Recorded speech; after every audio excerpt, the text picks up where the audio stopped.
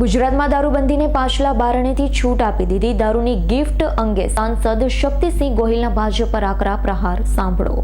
અત્યંત દુઃખ સાથે કહેવું પડે છે, દારૂબંધીને પાછલા બારણે છૂટ કરી દેવાની જે પેરવી ભારતીય જનતા પાર્ટીની સરકાર કરી રહી છે, એનાથી હું વ્યથિત છું. દારૂબંધી છે એના કારણે જ ગુજરાતનો વિકાસ, શાંતિ અને એકલાસ છે. આપણા ગુજરાતમાં દારૂબંધી હોવાના કારણે રાત્રે 2 વાગે કે 3 વાગે એક દીકરી દાંડિયા રાસમાંથી નવરાત્રી દરમિયાન એકલી સ્કૂટર કે રિક્ષામાં બેસીને ઘેર જઈ શકે. ગિફ્ટ સિટીમાં, જે શહેરનું નામ મહાત્મા ગાંધીજી સાથે જોડાયેલું છે, એ ગાંધીનગરના ગિફ્ટ સિટીમાં દારૂ પીવાની છૂટ. ત્યાં રેસિડેન્શિયલ એરિયાઝ પણ છે.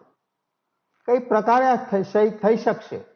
કોઈ માણસ દારૂ પીધેલો પકડાય, કહી દે કે હું તો ગિફ્ટ સિટીમાંથી આવું છું એટલે છૂટ.